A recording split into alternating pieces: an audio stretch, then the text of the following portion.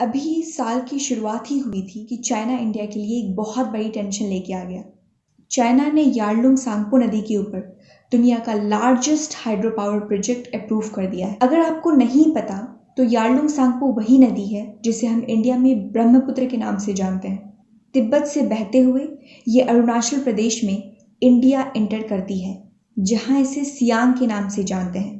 फिर आसाम में अपने ट्रिब्यूटरीज से मिलने के बाद बांग्लादेश से होते हुए बे ऑफ बंगाल में जाके मिल जाती है। ये प्रोजेक्ट कोई ऐसा वैसा प्रोजेक्ट नहीं है। एक बहुत बड़े रिजर्वॉयर के साथ 60,000 मेगावाट इलेक्ट्रिसिटी पैदा करने वाली world's largest hydro power project होने वाला है। ये हाइड्रो पावर प्रोजेक्ट इतना बड़ा है कि प्रेजेंटली वर्ल्ड्स लार्जेस्ट डैम से 3 गुना ज़्यादा इलेक्ट्रिसिटी प्रोड्यूस करेगा। चाइना ने अपने 14th 5 ईयर प्लान में इस डैम की लोकेशन मेंशन की है। इस डैम की लोकेशन एग्जैक्टली वही है जहां यारलुंग सांगपो यू टर्न मार के अरुणाचल प्रदेश में एंटर करती है। इस प्रोजेक्ट पे जैसे डेवलपमेंट देखने को मिल रहे हैं, उससे यही पता चलता है कि प्रोजेक्ट प्लानिंग अपने एडवांस स्टेज पे है। लेकिन पहला क्वेश्चन ये कि चाइना ये मेगा प्रोजेक्ट क्यों चाहता है। चाइना का कहना है कि इस प्रोजेक्ट की मदद से चाइना अपने कन्वेंशनल एनर्जी सोर्सेस को छोड़कर रिन्यूएबल एनर्जी की तरफ बढ़ना चाहता है, ताकि चाइना का जो नेट कार्बन न्यूट्रलिटी का टारगेट है वो 2060 तक पूरा कर सके। और इस प्रोजेक्ट की जो लोकेशन है वो आइडियल है हाइड्रो इलेक्ट्रिसिटी जनरेशन के लिए, क्योंकि इस नदी का रास्ता हाई माउंटेन्स के थ्रू है। इसका फ्लो रेट आइडियल है हाइड्रो पावर जनरेशन के लिए। नाउ लेट्स सी कि इस प्रोजेक्ट की वजह से इंडिया का मेन कंसर्न क्या है। Former Indian ambassador to China का कहना है कि ये प्रोजेक्ट बहुत ही इररिस्पॉन्सिबल, रिस्की और डेंजरस है। इस डैम की वजह से नदी के फ्लो ऑफ वाटर पे इम्पैक्ट पड़ सकता है। नदी जो अपने साथ सिल्ट लेके आती है, जो कि एग्रीकल्चर के लिए बहुत ज़रूरी होता है, वो इंटरप्ट हो सकता है। और रिवर फ्लो में चेंजेस की वजह से लोकल बायोडाइवर्सिटी पे भी इम्पैक्ट पड़ेगा।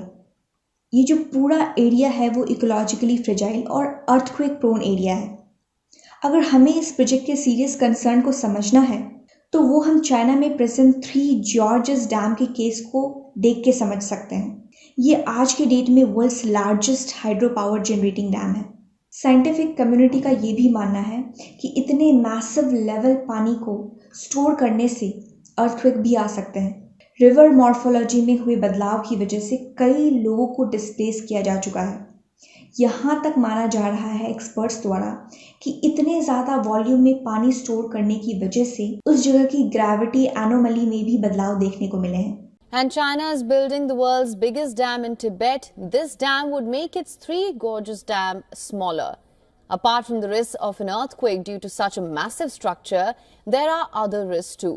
Can a man-made structure change the way Earth spins? Well, China's colossal Three Gorges Dam might have done just that. Earlier studies by NASA scientists revealed that the dam's vast reservoir, capable of holding 10 trillion gallons of water, could slightly shift Earth's axis and even lengthen the day.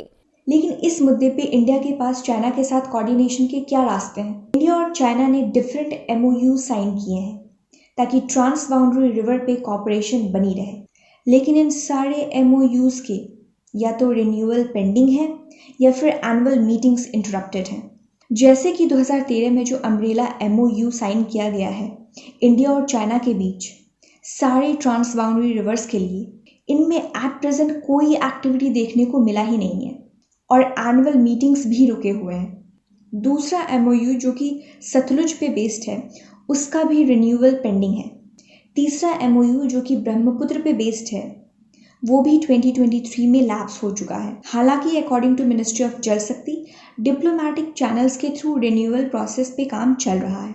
इतने limited avenues में 1997 का UN convention on the law of non navigational usage of international water resources एक important role play कर सकता है। India और China दोनों ही इस कन्वेंशन के सिग्नेटरी नहीं हैं, लेकिन इस कन्वेंशन के की फीचर्स को मानते हैं।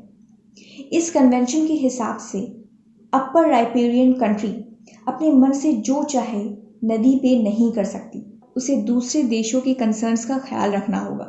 यहाँ पूरे कोऑर्डिनेशन में सबसे मेजर प्रॉब्लम्स ये हैं कि इंडिया और चाइना के बीच की अंडरस्टैंडिंग बहुत नैरो हो चुकी है और ना ही चाइना इंडिया के साथ ऐसे किसी एग्रीमेंट में जाना चाहता है जहां चाइना की तरफ से कोई मेजर कमिटमेंट हो।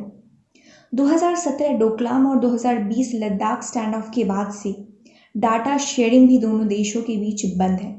इंडिया ने जब भी चाइनीज़ अथॉरिटी से ऐसे किसी प्रोजेक्ट की बात करने की कोशिश की है तो चाइना ने यही कहा है कि कोई मेजर प्रोजेक्ट पे काम नहीं चल रहा है, ये बस छोटे मोटे run of the river projects हैं।